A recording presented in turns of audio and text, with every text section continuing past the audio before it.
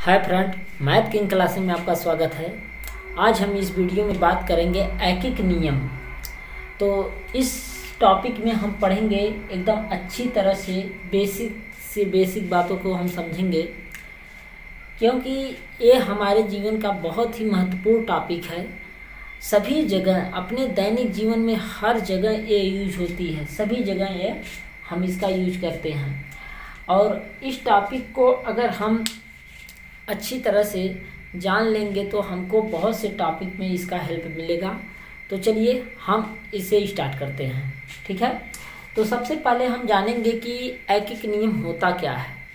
जब एक वस्तु के दाम से कई वस्तुओं का दाम ज्ञात किया जाता है तो इस विधि को हम क्या कहते हैं? ऐकिक नियम कहते हैं, ठीक है। जब एक वस्तु के दाम से, एक वस्तु के मान से कई वस्तुओं का मान ज्ञात किया जाता है तो इस नियम को ही हम क्या कहते हैं? ऐकिक नियम कहते हैं, ठीक है। इस नियम को क्या कहते हैं? हम ऐकिक नियम कहते हैं। तो चलिए हम देखते हैं, ठीक है। इसमें दो नियम होता है, इसमें दो नियम होता है। तो हम आज के इस वीडियो में हम बात करेंगे, आज एक नियम को हम पढ़ेंगे, फिर अगले नियम को अगले वीडियो में पढ़ेंगे। तो चलिए हम बहुत अच्छी तरह से इसे स्टार्ट करते हैं। तो सबसे पहले हम जान लेते हैं कि ऐकिक नियम क्या होता है, ठीक है। तो ऐकिक नियम का हम परिभाषा लिख देते हैं। तो ऐकिक नियम क्या होता है? जब एक वस्तु के दाम से अनेक वस्तु का दाम ज्ञात करने की विधि को ही हम क्या कहते हैं? ऐकिक नियम कहते हैं, ठीक है।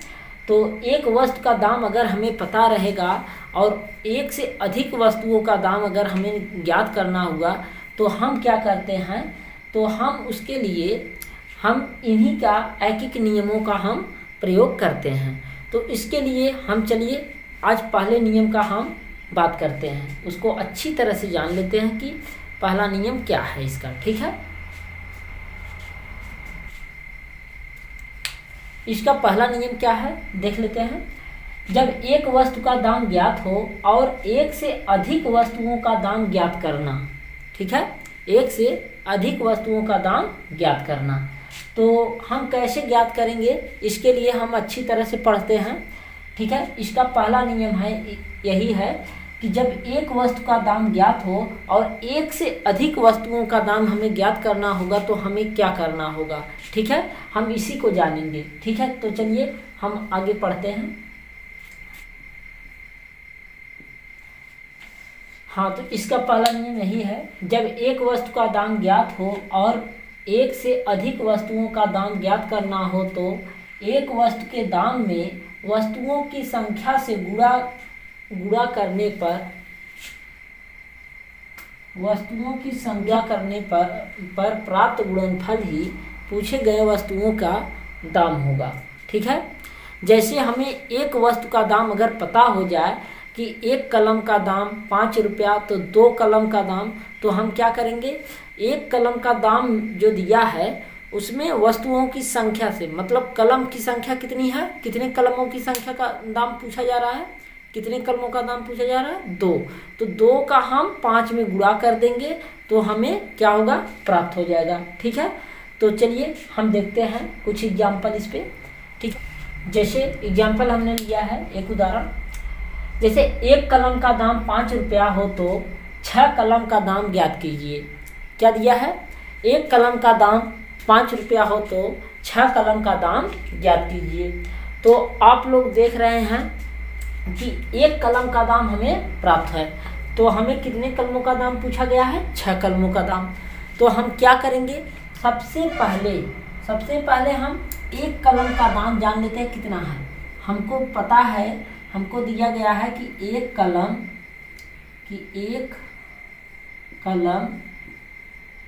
का दाम, एक कलम का दाम कितना दिया है? 5 रुपया।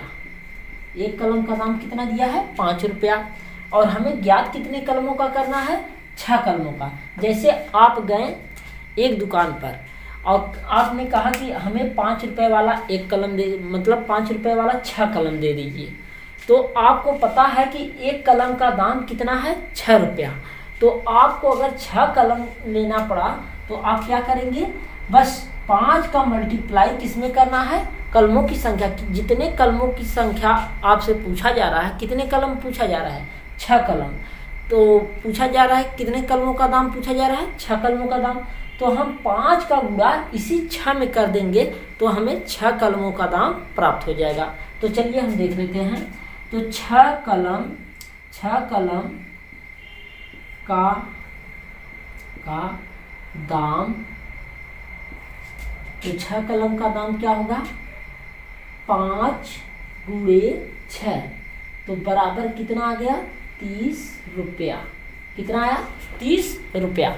एक कलम का दाम कितना है, एक कलम का दाम 5 रुपया, तो 6 कलम का दाम कितना आ गया, 6 पच्चे 30 रुपया। ठीक है। जैसे अगर आपसे यहीं पर एक एग्जाम्पल और ले लेते, जैसे यहाँ दे दिया, एक कलम का दाम 3 रुपया हो तो 15 कलम का दाम ज्ञात कीजिए। एक कलम का दाम 3 रुपया हो तो 15 कलम का दाम ज्ञात कीजिए। तो हम देखेंगे कि हमको एक कलम का दाम कितना है। अगर जब से हमें एक कलम का दाम नहीं पता चलेगा कि एक कलम का दाम कितना दिया है, तब तक हम चाहे जितनी भी कलमे का दाम पूछे हम नहीं बता सकते। तो सबसे पहले हमें एक कलम का दाम बहुत ज़रूरी है, समझना होगा कि एक कलम का दाम कितना है। ठीक है।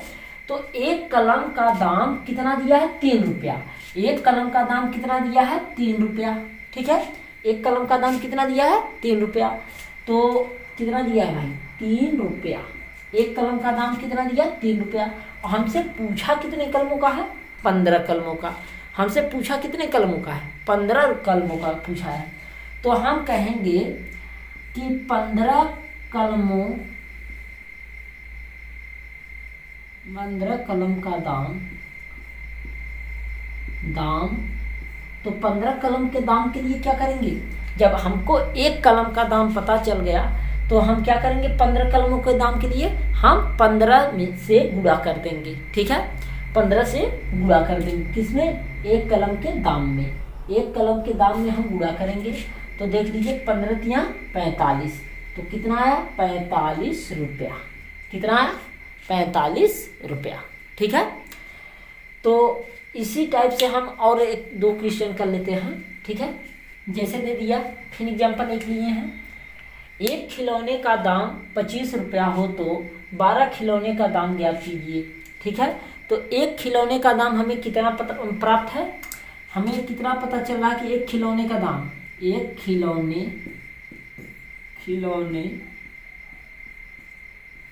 का दाम कितना दिया है, 25 रुपया। एक खिलौने का दाम कितना मिला है, 25 रुपया। तो 12 खिलौने का दाम ज्ञात करने के लिए क्या करेंगे, 12 खिलौने का दाम, तो 12 खिलौने